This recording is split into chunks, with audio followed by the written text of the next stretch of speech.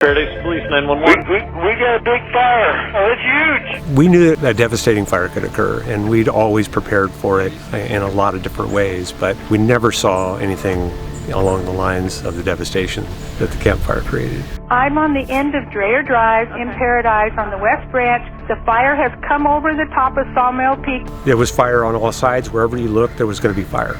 Paradise is located in Butte County. It's about halfway between Sacramento and Redding. Pretty much everything that was ready to burn burned, and that meant the leaves and pine needles, but it also meant vegetation around homes themselves. And then once the structures started to burn, it became sort of a domino theory. I serve on the town's Emergency Operations Center as their Emergency Operations Coordinator. During the fire, there were some changes in how things are done early.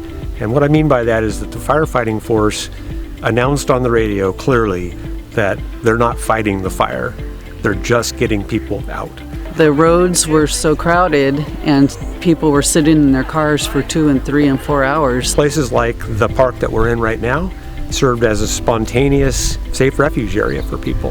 This is a pavilion that is used for all kinds of events. The day of the fire, it became a shelter in place. There was probably 70 or 80. And people were able to survive the fire because of the reduced fuels, because of the facilities, because of the landscape. When I started as a firefighter in 1971, we had fire seasons, like clockwork. Every October it rained. Every October we buttoned up the station, closed it, and then we came back in June, and we did that at that station for probably 30 years. Well, that's not what happens anymore. That fire station's open year-round, fire season's year-round. Until 2008, we had no record of losing a residential structure to a wildland fire. Prior to the fire, we had a population of about 26,000 in Paradise, and now we have a population of about 6,500. And what the rec district has taken on is an opportunity to look at open land and combine recreation and open space as an opportunity to both recreate and protect our community and make it safer.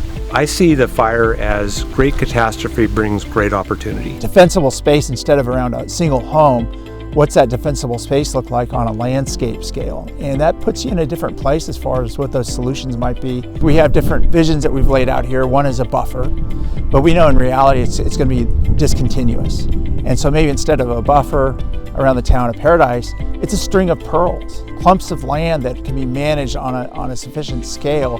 That's providing protection to the homes around it and then downwind. Paradise Recreation Park District has taken a leadership role in the return of our community. They've stepped up to the plate and said, we're part of making a difference and we're going to make a difference, and they've done just that. The benefits of the fire mitigation that we are working on is a win-win-win situation. It does provide other recreation activities, biking, hiking, walking, safety to the community for fire, and it does create the opportunity for revenue into the town of Paradise. As the plan unfolds, it's really got a lot of facets, but mostly the concept is that it's integrated, that the land around the community is better managed and healthier, that the land immediately in the community provides opportunities for easy fire suppression, but also fire safety for people within the community, and that ultimately the people themselves have to make decisions about hardening their homes and making them safer. And to integrate it together, you've got a much safer community. We need to create an environment where people feel not only they can come back because there's great things to do here, but confident that they're coming back to a community that has done something to reduce the wildfire risk. I believe that people can build and live in a wildland-urban interface area by doing it responsibly, taking into consideration the ecological fact, the economic fact, the environment, the carbon footprint.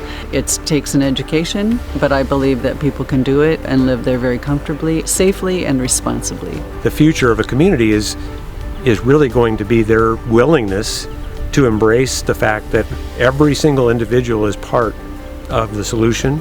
Paradise Recreation Parks District is a special district, and what that means is we have a board of directors that is elected by the community. I think because our board members, our governance is local, that we're very responsive to what happens in our community and nimble. It gives us ability to be innovative and create new programs. For this to work, we absolutely need partnerships at the state and federal levels. There seems to be a lot of grassroots support for this concept, and yet we know it's going to take a lot of money to fund the acquisition, the initial management, create some avenues for that long-term management. But all three of those need to be in place. The initial estimates for this whole buffer, for example, intact would be about $30 million. California is facing a housing crisis. It's important that people rebuild in Paradise, because where are they going to go? And so I think what elevates our work here, it's not just for Paradise. It's a model that could be applied for other places. And I think it's very important that we succeed. There's that slogan that people like to use on parks make life better. For me, it's like parks save lives.